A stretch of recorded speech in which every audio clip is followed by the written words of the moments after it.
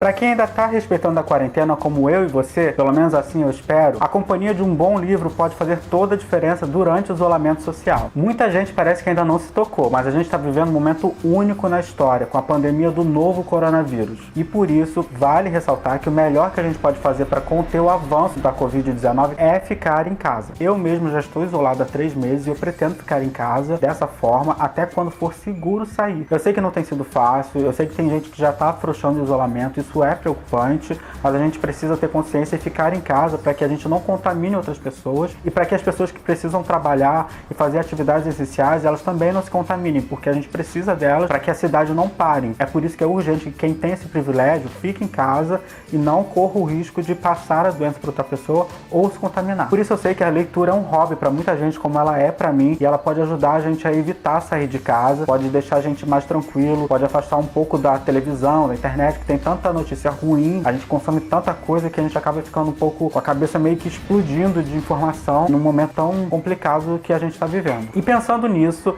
eu separei 5 livros que eu amo e que podem contribuir para você diminuir as dores e as preocupações do isolamento social. E para quem não me conhece ainda, eu sou o Tadeu, você está no meu canal, e para receber mais vídeos como esse, não esquece de se inscrever aqui embaixo, de curtir esse vídeo e também de comentar o que você está achando dos livros, se você já leu algum livro desse que eu estou indicando.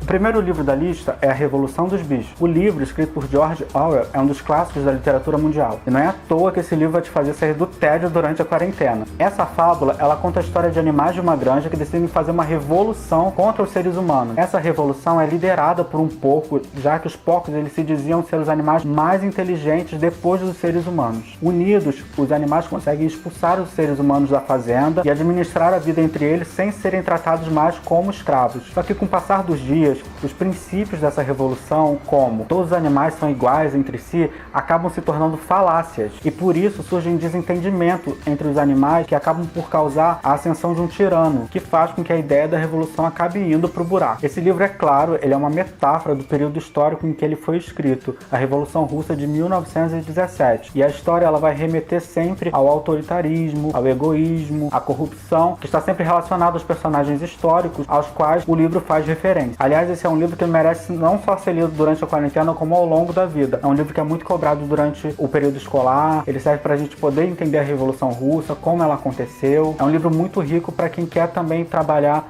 essa questão da igualdade, da desigualdade, de como é que surgem as tiranias. O segundo livro que eu quero falar é O Escaravelho do Diabo, que foi escrito pela Lúcia Machado de Almeida para a série Vagalume. Se você ainda não assistiu, tem vídeo meu aqui no canal falando sobre ele, então por isso eu vou dar uma breve descrição do que se trata a história. Em O Escaravelho do Diabo, a Lúcia Machado de Almeida vai contar a história de um assassino em série que mata apenas pessoas ruivas. O personagem principal é o Alberto, ele teve um irmão assassinado lá no começo da história. O corpo do irmão dele foi encontrado com uma espada espanhola cravada no peito. Então ele tem um tom muito policialesco e tal, de investigação. O Alberto fica muito determinado em encontrar quem é o culpado pela morte do irmão dele, até mesmo porque os crimes começam a acontecer em sequência. E aí ele investiga e tal, até chegar ao verdadeiro culpado. E o que você pode fazer depois de ler esse livro também é assistir o filme, que foi lançado em 2016 no cinema. Ele já está disponível nas plataformas digitais. Esse é um daqueles livros clássicos de investigação criminal, só que tem uma pegada um pouco mais juvenil, ele é mais fino e tal. É até ideal pra gente ler em casa durante a quarentena,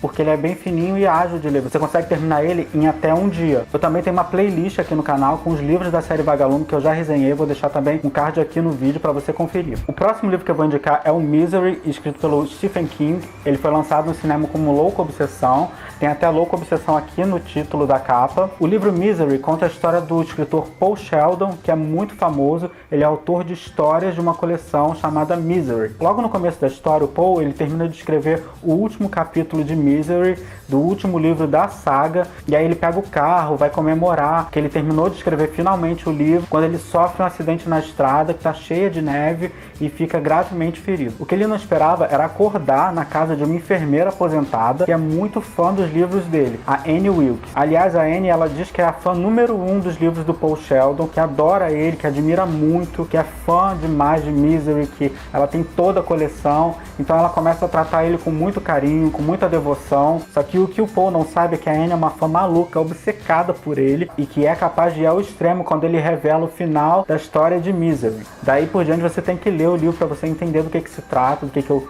quero dizer com extremo, porque ela vai realmente ao extremo. Tem partes do livro que são muito assustadoras, que você lê, você fica um pouco apreensivo, tenso e tal. Não é à toa que é um dos meus livros favoritos do Stephen King. E o próximo livro que eu acho que vale a leitura durante agora a quarentena é O Meu Pé de Laranja Lima, de José Mauro de Vasconcelos. Eu não tenho esse livro comigo, eu não comprei ele ainda, mas eu li ele na biblioteca do meu trabalho, inclusive recomendo, frequentem bibliotecas, procurem livros, assim vocês gastam menos dinheiro.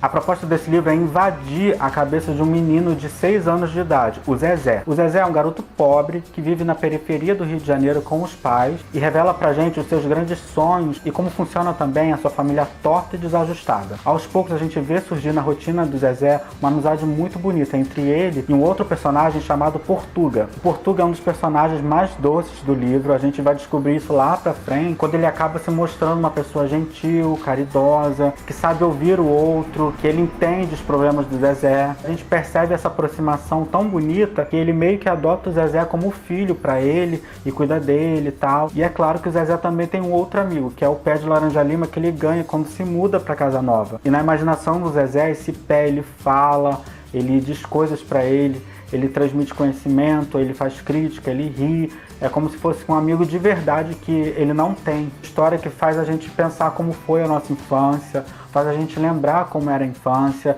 faz a gente pensar como são os problemas familiares, como a gente entende eles, como é que é a nossa relação entre ser criança e ser adulto. E também tem uma mágica nele na linguagem, porque ele mostra tanto o lado do Zezé de uma forma tão bonita que transporta a gente para uma outra realidade, para uma outra cabeça que provavelmente não é a nossa, mas que a gente pode estar disposto a entrar e a entender através da literatura. E o último livro que eu quero indicar é O Mundo que Habita em Nós, da Liliane Prata. O nome completo dele é Reflexões Filosóficas e Literárias para Tempos Intensos. Aliás, esse foi um dos melhores livros que eu li em 2019. Ele não é um livro de ficção, ele é um livro de reflexão. Fez toda a diferença para o meu bem-estar no ano passado. Nesse livro, a Liliane ela faz uma viagem com o leitor sobre a subjetividade dos nossos sentimentos e ações. Ela traduz de uma forma muito bonita o que a gente sente quando a gente está ansioso e perdido dentro dessa realidade que a gente vive, que é tão esmagadora e melancólica ao mesmo tempo. E existe toda uma proposta para que a gente reconheça a nós mesmos